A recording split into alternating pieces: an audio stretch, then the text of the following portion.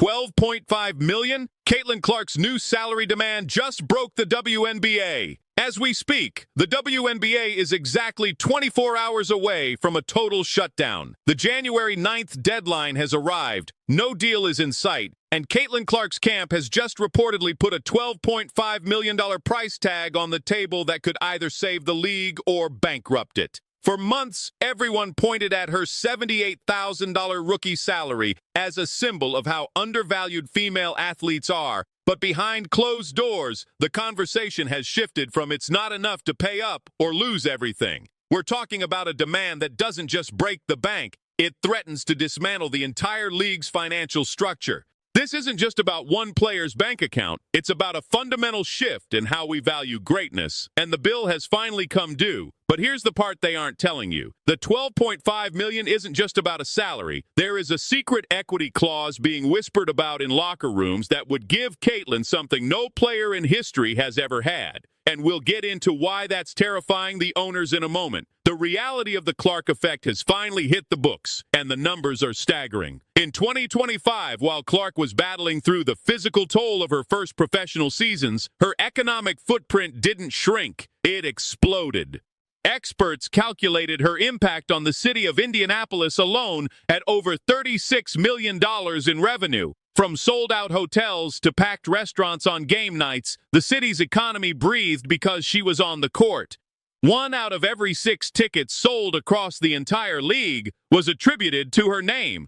She isn't just a player anymore. She's a billion-dollar engine running on a tank of gas provided by a league that seems terrified of its own success. But the real fire started when the WNBA Players Association pulled the nuclear trigger. By officially opting out of the collective bargaining agreement, the players have effectively declared war on the status quo.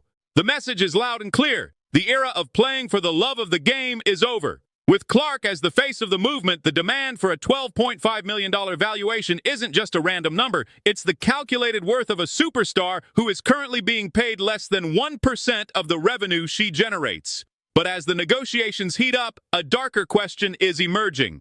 Is the league even capable of paying her what she's worth without going bankrupt? To understand why the $12.5 million figure is the new battleground, you have to look at the hidden economy of women's basketball. For decades, the WNBA operated on a model of scarcity. Teams were flying commercial. Players were working second jobs in Europe during the off-season, and the salary cap was treated like a sacred, unbreakable law. Then came Caitlin. Suddenly, private jets became a requirement, not a luxury. Television networks that used to bury games on midday Tuesday slots are now fighting over primetime rights. The league's revenue grew by triple digits in a single year, yet the players are still tethered to a pay scale designed for a league that was struggling to survive. But while the WNBA is counting pennies, a shadow organization is currently waving a blank check in front of Caitlin's face. And it's not the NBA. Remember that $15 million deal from Ice Cube's Big Three League? At the time, critics laughed it off as a publicity stunt. But today, nobody is laughing. New leagues like Unrivaled are popping up, offering massive six-figure paychecks for just a few weeks of work in a high-intensity 3-on-3 format. These leagues don't have the baggage of a 30-year-old agreement. They can pay what the market demands. If the WNBA doesn't find a way to meet these salary demands in the next negotiation, they aren't just looking at a strike. They're looking at their biggest star walking away to a competitor that actually knows how to write a check. Adding fuel to the fire is Clark's skyrocketing off-court empire. In 2025, she reportedly banked over $16 million from endorsements like Nike, State Farm, and Gatorade. She is making NFL superstar money without the WNBA's help. This creates a massive power imbalance that the league has never dealt with before. Usually the league holds the power over the player because they provide the platform and the paycheck. But Clark is the first athlete in history who might actually be bigger than the platform itself. With her signature Nike shoe debuting in 2026, her leverage has reached an all-time high. She doesn't need the WNBA's $78,000. She needs them to stop standing in the way of her true value. However, this $12.5 million demand has created a quiet storm of friction behind the scenes.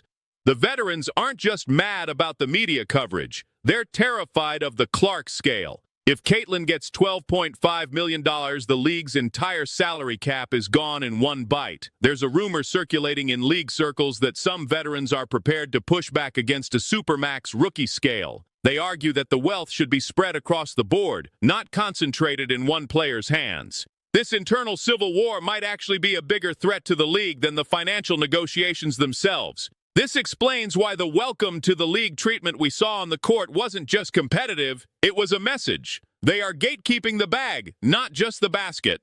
And then there's the censored reality of the situation, the accusations of gatekeeping and the physical targeting Clark has faced on the court. We've seen the hard fouls, the heated exchanges, and the viral clips of veterans giving her a treatment that often crossed the line. Some insiders suggest that the league's hesitation to pay her is actually a way to appease the old guard. They're afraid that if they give Clark the $12.5 million she's asking for, it will permanently alienate the players who paved the way. But at what cost? If you suppress your biggest star to keep the peace, you're essentially sabotaging your own growth. The tension reached a boiling point during the recent discussions regarding expansion fees. New teams are joining the league in cities like Portland and Toronto, paying hundreds of millions of dollars just for the right to exist. The owners are getting rich, and the league's valuation is skyrocketing into the billions. Yet when Clark's camp brings up the $12.5 million figure, the response from the front office is often a lecture on sustainability. It's a classic corporate stall tactic. They want the Clark revenue, but they want to keep the Clark costs at a minimum. It's a strategy that has worked for years in women's sports, but they've never encountered a player with this much opt-out power.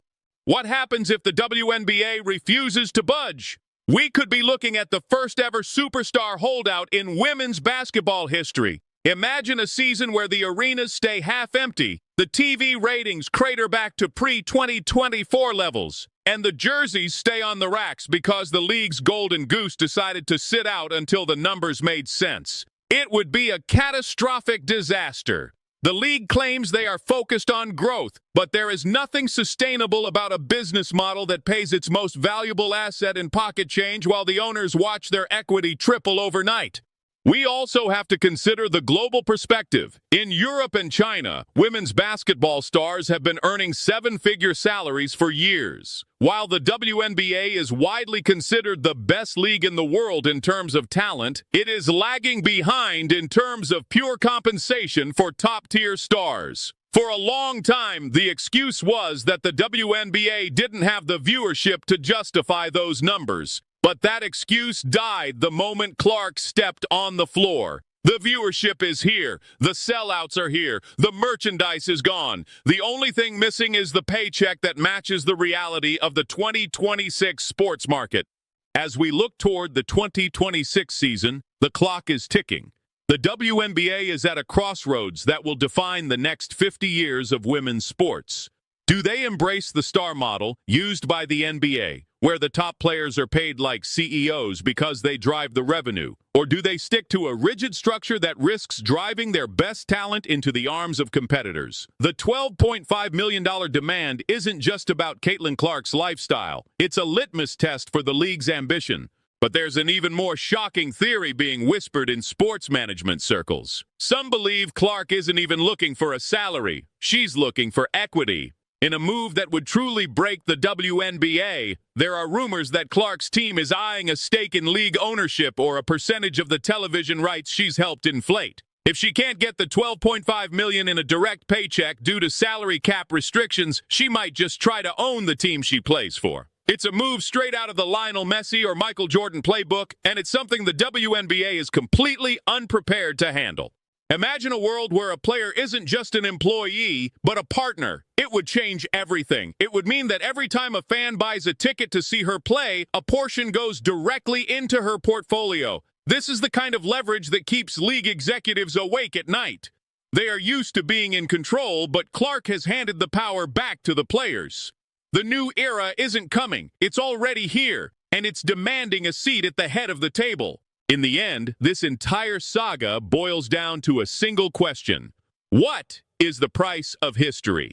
The WNBA has spent years begging for the world to notice them, and now that the world is finally watching, they're realizing they might not be ready for the price tag that comes with it. If $12.5 million is the cost of keeping the revolution alive, the league has to decide if they're willing to go broke to stay relevant, or if they're willing to watch their future walk out the door for a better offer. The fans have already made their choice. They've shown up with their wallets open. Now, it's time for the league to decide if they're going to be a partner in this growth or the biggest obstacle standing in its way. The next few months will be the most critical in the history of the sport. As the negotiations turn from civil to brutal, every tweet, every foul, and every jersey sale will be scrutinized. Caitlin Clark has done her part. She brought the fans, she brought the game, and she brought the revenue.